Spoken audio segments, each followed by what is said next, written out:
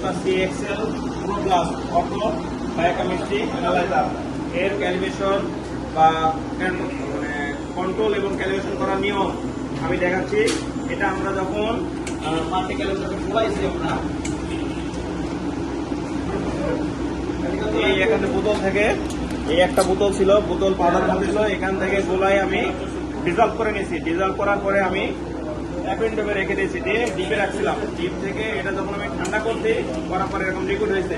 Liquid হওয়ার পরে আমাদের এরকম স্যাম্পল কাপ আছে, এই স্যাম্পল কাপে একটাতে আমি দিচ্ছি ডিস্টিল ওয়াটার আর একটাতে আমি এই ক্যালিব্রেশনটা আমি ঢেলে দিলাম। আমরা এটা পরিমাণে মিনিমাম 300 মাইক্রো এই আমি দিয়ে দিলাম, দিয়ে আমার এখানে দুটো রাখলাম। রাখার পরে এখন দেখেন ডিসপ্লেতে আমি এটা ক্যালের একটা অপশন আছে, আমি ক্যালের অপশনে গেলাম, ক্যাল রেজিস্ট্রেশন আছে, ক্যাল রেজিস্ট্রেশনে গেলাম। তারপর আমি যে প্যারামিটার আমি ক্যালিব্রেশন করব এই পাশে আমি টিক চিহ্ন দিব। যেমন আমি আজকে ক্রিটিনাইন জাফিটা করব, ক্রিটিনাইন জাফিতে আমি টিক চিহ্ন দিয়ে দিলাম। আমি দেখবো যে আমার এটা আসলে পজিশন কত নম্বরে আছে। আমার এই পজিশনটা আমি এখানে বসাই দিচ্ছি কত 30 নম্বরে আর 31 নম্বরে। দেখেন এখানে 30 নম্বরে ডিস্টিল ওয়াটার, 31 নম্বরে হলো আমার কন্ট্রোলের বা ক্যালিব্রেশনের যে মান সেটা দেওয়া আছে। আমি এখন এখান থেকে সেন্ডিং এ যাব, এই সেন্ডিং এ গেলাম। সেন্ডিং এ যাওয়ার পরে আমার এখানে এই যে ক্যালের এখানে টিক চিহ্ন দেবো আমি, সর্বপ্রথম টিক চিহ্ন হয়ে গেছে। এখন আমি এই জিনিসটা আমি বসাবো, কত নম্বরে বসাবো 30 নম্বর এবং 31 নম্বরে। এই দুটাতে কি টেস্ট হয়ে গেছে না হচ্ছে? আচ্ছা এটা আমি 30 নম্বর,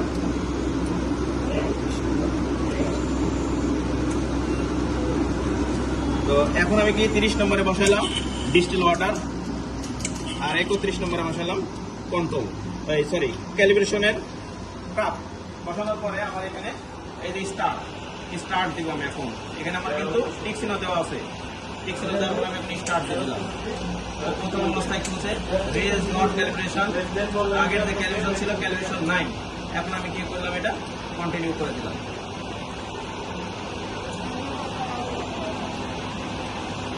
আমি এখন আবার ক্যালিব্রেশনে যদি আমি ফিরে যাই এখান থেকে ক্লোজ করে আমি এখন দেখাবো যে ক্যালিব্রেশনের যে রেজাল্টে গেলে আমাদের ক্যালিব্রেশনের এখানে নিয়ে নেবে ও কাজ শেষ করবে।